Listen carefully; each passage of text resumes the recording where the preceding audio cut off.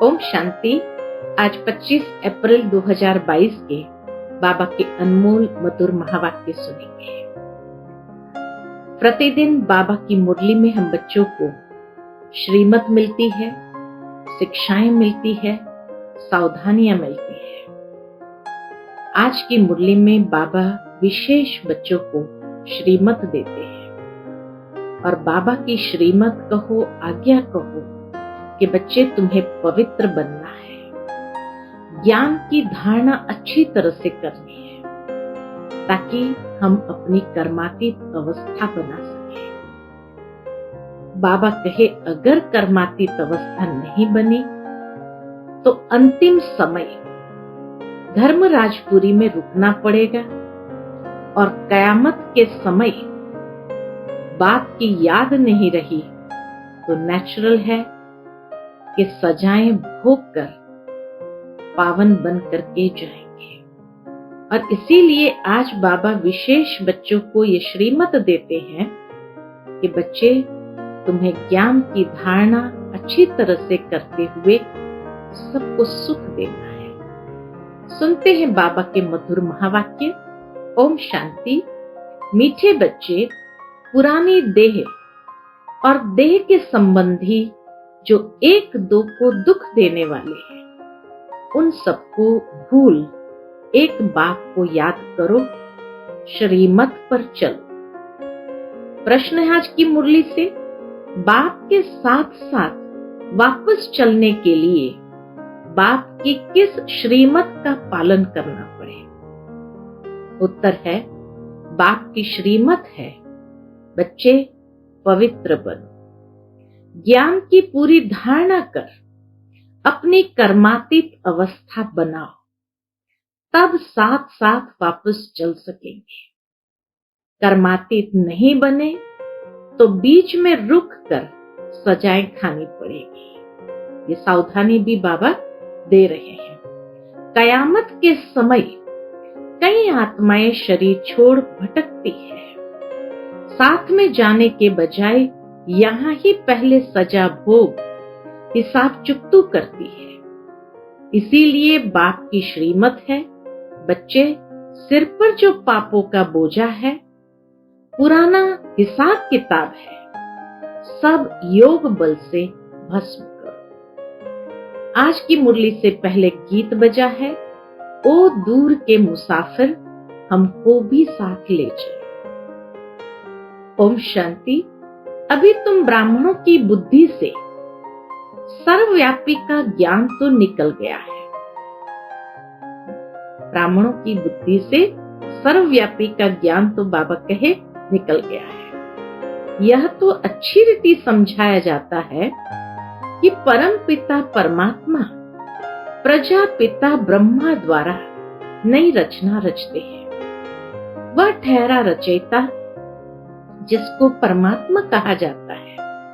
यह भी बच्चे जानते हैं कि वह आते हैं, आकर बच्चों को अपना बनाते हैं, माया से लिबरेट करते हैं। पुरानी देह सहित जो भी मित्र संबंधी आदि है, जो एक दो को दुख देने वाले हैं, उनको भूलना है। जैसे कोई बूढ़ा होता है तो उनको मित्र संबंधी आदि कहते हैं, राम राम जपो। अब वह भी झूठ ही बताते हैं, न खुद जानते हैं, न उनकी बुद्धि में परमात्मा की याद ठहरती है। समझते हैं परमात्मा सर्वव्यापी है। एक तरफ गाते हैं, दूर के मुसाफिर हमको भी साथ ले चलो। आत्माएं दूर से आकर शरीर धारण कर अपना अपना पाठ बजाती है। यह सब बातें मनुष्य के लिए ही समझाई जाती है। मनुष्य शिव का मंदिर बनाते हैं, पूजा करते हैं, फिर भी यहाँ वहां ढूंढते रहते हैं। कह देते हैं हमारे तुम्हारे सब में व्यापक है। उनको ऑर्फन कहते हैं। धनी को न जानने वाले याद करते हैं हे भगवान, परंतु जानते नहीं। हाथ जोड़ते हैं, समझते हैं वह निराकार है।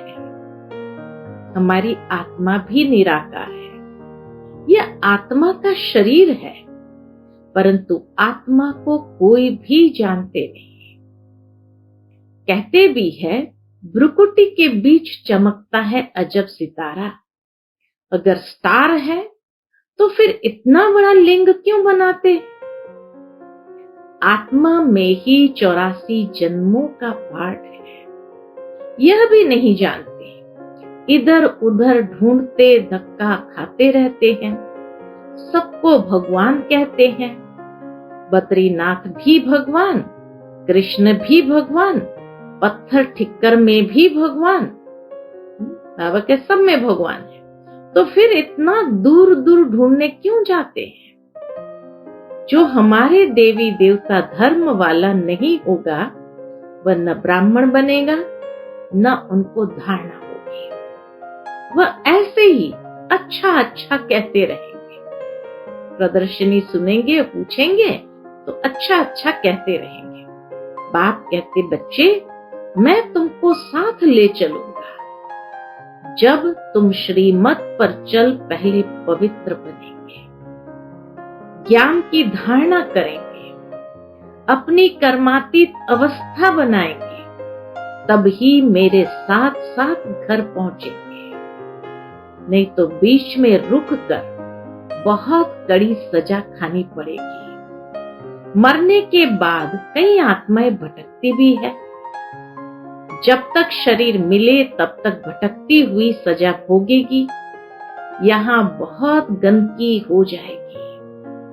कयामत के समय पापों का बोझा बहुत सिर पर है। सबको हिसाब किताब तो चुकतू करना ही है। कोई बच्चे तो अभी तक भी योग को समझते नहीं है। 1 मिनट भी बाप को याद नहीं करते। तुम बच्चों को घड़ी घड़ी कहा जाता है, बाबा को याद करो, क्योंकि सिर पर बोझा बहुत है। मनुष्य कहते हैं परमात्मा सर्वव्यापी है, फिर भी तीर्थों के तरफ कितना भटकते हैं। समझते हैं यह सब कर्मकांड आदि करने से हमको परमात्मा से मिलने का रास्ता मिलेगा। बाप कहते हैं, पतित भ्रष्टाचारी तो मेरे पास पहुंच भी नहीं सकते हैं। कहते हैं फलाना पार निर्वाण गया, क्या कहेंगे उसको? परंतु ये गपोड़े मारते हैं। भगवान कहते हैं, दुनिया में कई लोग कहते हैं ये पार निर्वाण गया। बाबा कहते हैं ये गपोड़े मारते हैं, जाता कोई भी नहीं है। अभी तुम जानते हो भक्ति मार्ग में कितने धक्के खाते हैं। ये सब शास्त्र आदि पढ़ते पढ़ते मनुष्य को गिरना ही है। बाप चढ़ाते हैं, रावण गिराते हैं। अब बाप समझाते हैं, तुम मेरी मत पर चल पवित्र बनेंगे और अच्छी तरह पढ़ेंगे तो स्वर्ग में चलेंगे, नहीं तो इतना ऊंच पद पा नहीं सकेंगे। प्रदर्शनी की कितनी सर्विस चलती है। अब ये सर्विस बढ़ती जाएगी, गांव गांव में जाएंगे। यह है नई इन्वेंशन। नई नई पॉइंट्स निकलती रहती है। जब तक जीना है तब तक सीखना ही है। तुम्हारी एम ऑब्जेक्ट है ही भविष्य के लिए। ये शरीर छोड़ेंगे तो तुम जाकर प्रिंस प्रिंसेस बनेंगे। स्वर्ग माना स्वर्ग, वहां नरक का नाम निशान भी नहीं। धरती भी उथल पाथल कर नई बन जाती है। पूरा धरती भी उथल पाथल करके नई बन जाती है। ये मकान आदि सब खत्म हो जाते हैं। कहते हैं सोने की द्वारका नीचे चली गई। नीचे कोई जाति नहीं है। बाबा कहे नीचे कोई जाति नहीं है, ये तो चक्र चलता है। यह तीर्थ यात्रा आदि सब भक्ति मार्ग है। भक्ति है रात। जब भक्ति की रात पूरी होती है तो ब्रह्मा आते हैं दिन करने। द्वापर कलयुग है ब्रह्मा की रात। फिर दिन होना चाहिए। तुम बच्चों में भी नंबरवार है। सब तो एक जैसा पढ़ न सके, भिन्न भिन्न दर्जे हैं। प्रदर्शनी में देखो कितने आते हैं, 5-7 हजार रोज आते हैं। कई प्रदर्शनी में 5-7 हजार, बड़े शहरों में तो आते हैं। फिर निकलते कौन है? फोटो में कोई, कोई में भी कोई। लिखते हैं बाबा 3-4 निकले हैं जो रोज आते हैं। कोई 7 रोज का कोर्स भी उठाते हैं, फिर आते नहीं हैं। जो देवी देवता धर्म के होंगे वही यहाँ ठहरेंगे। साधारण गरीब ही निकलते हैं, शाहूकार तो मुश्किल ही ठहरते हैं। बहुत मेहनत करनी पड़ती है। चिट्ठी भी लिखते हैं, ब्लड से भी लिख कर देते हैं।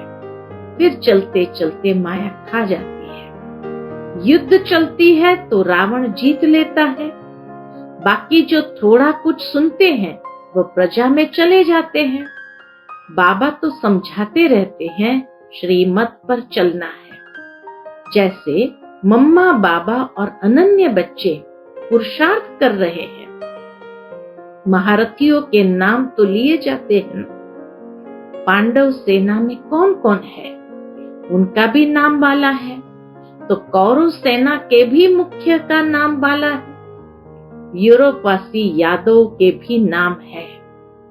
अखबार में भी जो नामी ग्रामी है उनका नाम डालते हैं। उन सब की परम पिता परमात्मा के साथ विपरीत बुद्धि है। परमात्मा को जाने तब तो प्रीत रखें। जब जानते ही नहीं है तो बाबा के प्रीत भी कैसे रखेंगे? यहाँ भी बच्चे प्रीत रख नहीं सकते, घड़ी घड़ी भूल जाते हैं। फिर पद भ्रष्ट हो पड़ता है। जितना बाप को याद करेंगे उतने विकर्म विनाश होंगे और पद ऊंचा मिलेगा। दूसरों को भी आप समान बनाना है, रहम दिल बनना है और अंधों की भी लाठी बनना है। कोई अंधे, कोई काने, कोई झुंझार होते हैं। यहाँ भी बच्चे नंबरवार है। ऐसे फिर साधारण प्रजा में नौकर जाकर बनेंगे। आगे चलकर तुम सब साक्षात्कार करेंगे। ईश्वर को सर्वव्यापी कहना यह कोई समझ नहीं है, यह कोई समझ नहीं है, यानी समझदारी नहीं है। ईश्वर तो ज्ञान का सागर है, वही आकर तुम्हें ज्ञान दे रहे हैं। राजयोग भी सिखला रहे हैं। श्री कृष्ण की आत्मा जिसने अब 84 जन्म पूरे किए हैं, अब वह राजयोग सीख रहे हैं। कितनी गुह्य बातें हैं बाबा, कितनी गुह्य गुह्य बातें रोज हम बच्चों को समझाते हैं। इस समय सभी बाप को भूलने के कारण महान दुखी बन पड़े हैं। तुम बच्चे जितना जितना पुरुषार्थ करेंगे उतनी तुम्हारे से खामियां निकलती जाएगी। बड़ी ऊंची मंजिल है, इतना इजी भी नहीं है। इसीलिए बाबा कहे तुम जितना जितना पुरुषार्थ करेंगे तो खामियां निकलती जाएंगी। करोड़ों से 8 मुख्य निकलते हैं। करोड़ों से खाली 8 की माला फुल पास विथ ऑनर बनती है। तो बाबा कहे करोड़ों से 8 मुख्य निकलते हैं। फिर 108 की माला बनती है। फिर है 16,000। यह भी भीति दी जाती है पुरुषार्थ करने के लिए, ताकि बच्चे इस भीति माना एक शुद्ध लालच में आकर के भी पुरुषार्थ करने लग पड़े कि अच्छा चलो हम 8 में तो नहीं आ सकते हैं, 16,000 में तो आए। और फिर उनको हिम्मत आती है क्या 108 में तो आए। तो बाबा कहे यह भी भीति दी जाती है, टेम्पटेशन दिया जाता है पुरुषार्थ करने के लिए। वास्तव में 16,000 है नहीं, माला है 108 की। ऊपर फूल, फिर युगल दाना, नंबरवार विष्णु की माला बनती है। पुरुषार्थ कराने के लिए कितना समझाया जाता है। जो इस धर्म के नहीं होंगे तो कुछ भी समझेंगे नहीं, स्वर्ग के सुख पाने के लायक ही नहीं। बल पुजारी बहुत है, वह भी आएंगे तो प्रजा में। बाबा कहे बल पुजारी बहुत है, वह भी आएंगे तो प्रजा में। प्रजा पद तो कुछ नहीं है, प्रजा पद कोई अच्छा पद तो नहीं माना जाता। मम्मा बाबा कहते हो तो फॉलो कर, मम्मा बाबा के तख्त नशीन बनो। हार्टफेल क्यों होते हो, यानी नाउम्मीद क्यों हो जाते हो? स्कूल में कोई बच्चा कहे कि हम पास नहीं होंगे तो सब कहेंगे ये डल हेड है। सेंसिबल बच्चे बहुत अच्छा पढ़ते हैं और उच्च नंबर में आते हैं। तुम बच्चे प्रदर्शनी में बहुत अच्छी सर्विस कर सकते हो। बाबा से भी पूछ सकते हो, बाबा मैं सर्विस करने लायक हूँ? तो बाबा बतला सकते हैं कि बच्चे अभी तुमको बहुत कुछ सीखना है अथवा लायक बनना है। विद्वान आदि के सामने समझाने वाले भी होशियार चाहिए। पहले पहले तो यह निश्चय कराया जाता है कि भगवान आया हुआ है, बुलाते हो दूर देश के रहने वाले आओ, हमको साथ ले चलो क्योंकि हम बहुत दुखी हैं। सतयुग में तो इतने सब मनुष्य होंगे ही नहीं, सभी आत्माएं मुक्ति धाम में चली जाएंगी। जिसके लिए दुनिया इतनी भक्ति करती है, बाप कहते हैं मैं सबको ले जाऊंगा। सेकंड में मुक्ति, जीवन मुक्ति निश्चय हुआ तो जीवन मुक्त बनेंगे। फिर जीवन मुक्ति में भी पद है, पुरुषार्थ करना है जीवन मुक्ति में राजा रानी पद पाए। मम्मा बाबा महाराजा महारानी बनते हैं तो हम क्यों न पद पाए? पुरुषार्थ करने वाले छिप नहीं सकते। सारी राजधानी स्थापन हो रही है, दैवी धर्म वाले जो भी है आएंगे जरूर। मम्मा बाबा राजा रानी बनते हैं तो हम भी क्यों न पुरुषार्थ करें। ऐसा अपने अंदर दृढ़ता लानी है कि मम्मा बाबा राजा रानी बनते तो हम भी क्यों न पुरुषार्थ करें। बाबा को बच्चे पत्र लिखते हैं, बाबा कभी कभी सेंटर पर आता हूँ, अब बच्चे की शादी करानी है। किसी ने बाबा को पत्र लिखा होगा कि बाबा मैं कभी कभी सेंटर पर आता हूँ, अब बच्चे की शादी करानी है, कोई ज्ञानी लड़का लेकर दो तो शादी करावे। बच्ची कहे हम शादी नहीं करेगी। बहुत बच्चियां मार खाती है, अबलाओं पर अत्याचार होते हैं। बाबा लिखते हैं माँ बाप और बच्चे तीनों ही बाबा के पास आ जाओ तो बाबा समझाएंगे। आदरणीय पिताश्री लिखते हो तो आ जाओ, पैसा नहीं हो टिकट के लिए तो वह भी मिल सकते हैं। सन्मुख आने से श्रीमत मिलेगी। कुमारी का घात तो नहीं करना है ना, नहीं तो पाप आत्मा बन पड़ेंगे। बाप की श्रीमत पर चलकर पवित्र बनना पड़े। कितना प्यार से बाबा उनको सन्मुख बुला करके समझाते थे। फिर अच्छा, मीठे मीठे सिक्के लदे बच्चों प्रति माता पिता बाप दादा का याद प्यार और गुड मॉर्निंग। रूहानी बाप की रूहानी बच्चों को नमस्ते। हम सब रूहानी बच्चों की रूहानी माता पिता बाप दादा को याद प्यार गुड मॉर्निंग और नमस्ते नमस्ते। शुक्रिया बाबा, शुक्रिया। आज की मुरली से धारणा के लिए मुख्य सार है। पहली पॉइंट, जीवन मुक्त पद पाने का पुरुषार्थ करना है। जैसे माँ बाप महाराजा महारानी बनते हैं, ऐसे फॉलो कर तख्त नशीन बनना है। सेंसिबल बन पढ़ाई अच्छी रीति पढ़नी है। दूसरी पॉइंट, बाप से सच्ची प्रीत रखनी है। रहमदिल बन अंधों को रास्ता दिखाना है। बाप से सन्मुख श्रीमत ले पाप आत्मा बनने से बचना और बचाना है। आज का बाप दादा का मधुर वरदान हम बच्चों के प्रति है, माया व प्रकृति के भिन्न भिन्न कार्टून शो को साक्षी बन देखने वाले संतोषी आत्मा भव। माया व प्रकृति के भिन्न भिन्न कार्टून शो को साक्षी बन देखने वाले संतोषी आत्मा भव। संगम युग पर बाप दादा की विशेष देन संतुष्टता है। संतोषी आत्मा के आगे कैसी भी हिलाने वाली परिस्थिति ऐसे अनुभव होगी जैसे पपेट शो।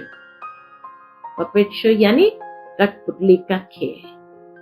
आजकल कार्टून शो का फैशन है, तो कभी कोई भी परिस्थिति आए उसे ऐसा ही समझो कि बेहद के स्क्रीन पर कार्टून शो व पपेट शो चल रहा है।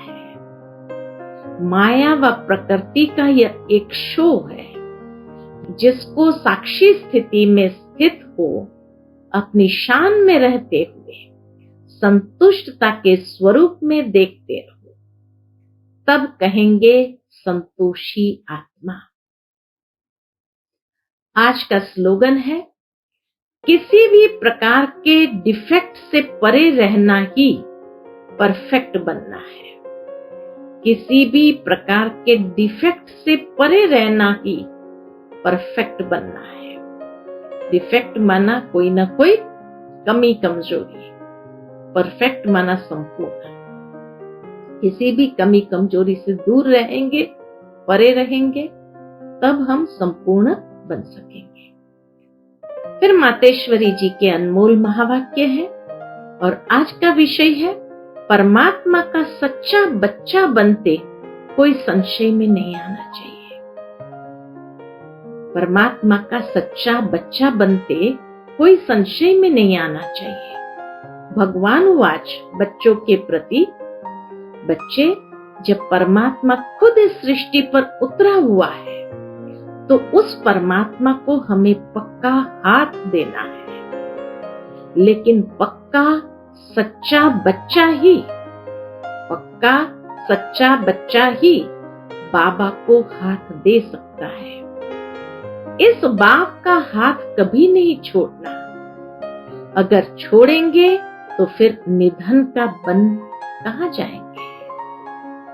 बाबा का हाथ छोड़ेंगे तो फिर निधन का बन कहां जाएंगे? तो बाबा का हाथ कभी नहीं छोड़ना। बाबा का हाथ है श्रीमत। श्रीमत रूपी हाथ में हाथ देकर चलना है। जब परमात्मा का हाथ पकड़ लिया तो फिर सूक्ष्म में यह संकल्प नहीं आना चाहिए कि मैं छोड़ दूं, व संशय नहीं होना चाहिए। पता नहीं हम पार करेंगे व नहीं। कोई ऐसे भी बच्चे होते हैं जो पिता को न पहचानने के कारण पिता के भी सामने पड़ते हैं और ऐसे भी कह देते हैं, हमको कोई की भी परवाह नहीं है। अगर ऐसा ख्याल आया तो ऐसे बच्चे को क्या कहेंगे? तो ऐसे नालायक बच्चे की संभाल पिता कैसे करेगा? फिर तो मानो कि गिरा की गिरा, क्योंकि माया तो गिराने की बहुत कोशिश करती है, क्योंकि परीक्षा तो अवश्य लेंगी कि कितने तक योद्धा रुस्तम पहलवान है। अब यह भी जरूरी है, जितना जितना हम प्रभु के साथ रुस्तम बनते जाएंगे, उतना माया भी रुस्तम बन हमको गिराने की कोशिश करेगी। जोड़ी पूरी बनेगी। जितना प्रभु बलवान है तो माया भी उतनी बलवानी दिखलाएगी, परंतु अपने को तो पक्का निश्चय है। आखिरिन भी परमात्मा महान बलवान है। आखिरिन उनकी जीत है, किसकी जीत है? परमात्मा की जीत है। श्वासों श्वास इस विश्वास में स्थित होना है। माया को अपनी बलवानी दिखलानी है। वह प्रभु के आगे अपनी कमजोरी नहीं दिखाएगी। बस एक बारी भी कमजोर बना तो खलास हुआ। इसलिए भल माया अपना फोर्स दिखलाए, परंतु अपने को मायापति का हाथ नहीं छोड़ना है। मायापति माना शिव बाबा। वो हाथ पूरा पकड़ा तो मानो उनकी विजयी है। जब परमात्मा हमारा मालिक है तो उनका हाथ छोड़ने का संकल्प नहीं आना चाहिए। अगर हाथ छोड़ा तो बड़ा मूर्ख ठहरा। इसलिए परमात्मा कहता है, बच्चे जब मैं खुद समर्थ हूं तो मेरे साथ होते तुम्हें भी समर्थ अवश्य बनेंगे। बच्चे जब मैं खुद समर्थ हूं तो मेरे साथ होते तुम्हें भी समर्थ अवश्य बनेंगे। मम्मा कहे समझा बच्चे? अच्छा, ओम शांति।